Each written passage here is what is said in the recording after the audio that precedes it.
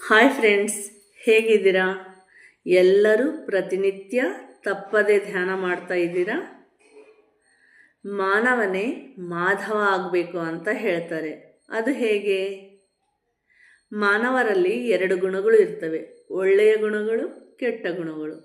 ಒಳ್ಳೆಯ ಗುಣಗಳಂದರೆ ಪ್ರೀತಿಯಿಂದ ಇರೋದು, ದಯೆಯಿಂದ ಇರೋದು, ಕರುಣೆ ತೋರಿಸೋದು, ಮಮತೆಯಿಂದ ಇರೋದು, ನಿಸ್ವಾರ್ಥವಾಗಿ ಇರೋದು, ಸಹಾಯ ಮಾಡೋದು, ಸೇವೆ ಮಾಡೋದು, ದಾನ ಧರ್ಮ ಮಾಡೋದು, ವಿನಯವಾಗಿ ಇರೋದು.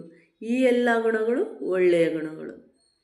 ಕೆಟ್ಟ ಗುಣಗಳಂದರೆ ಸಿಟ್ಟು, ದ್ವೇಷ, ಅಹಂಕಾರ, ಹೊಟ್ಟೆ ಕಿಚ್ಚು, ಅಸೂಯೆ, ಸ್ವಾರ್ಥ, ನಿರ್ಲಕ್ಷ್ಯ, ಇನ್ನೊಬ್ಬರಿಗೆ ಸಹಾಯ ಮಾಡದೇ ಇರೋದು, ಸೇವೆ ಮಾಡದೇ ಇರೋದು. ಈ ಎಲ್ಲ ಗುಣಗಳು ಕೆಟ್ಟ ಗುಣಗಳು. ನಾವು ಪ್ರತಿನಿತ್ಯ ಧ್ಯಾನ ಮಾಡಬೇಕಾದ್ರೆ ನಮ್ಮ ಕಣ್ಣಲ್ಲಿ ನೀರು ಹೋಗ್ತವೆ, ತಲೆನೋವು ಬರುತ್ತೆ, ಮೈಕೈ ನೋವು ಬರುತ್ತೆ.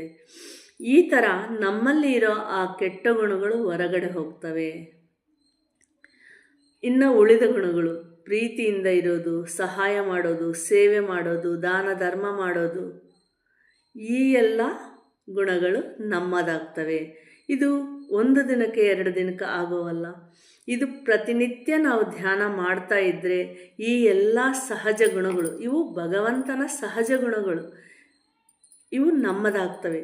ಇದು ನಮಗೂ ಗೊತ್ತಾಗಬೇಕಂತಂದರೆ ಪ್ರತಿನಿತ್ಯ ತಪ್ಪದೆ ಧ್ಯಾನ ಮಾಡಬೇಕು.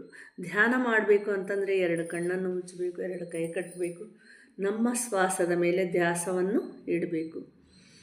ಪ್ರತಿನಿತ್ಯ ಧ್ಯಾನ ಮಾಡಿ ಆನಂದವಾಗಿರಿ. ಇದು ಮಾನವನೇ ಮಾಧವ ಆಗೋ ರೀತಿ. Thank you.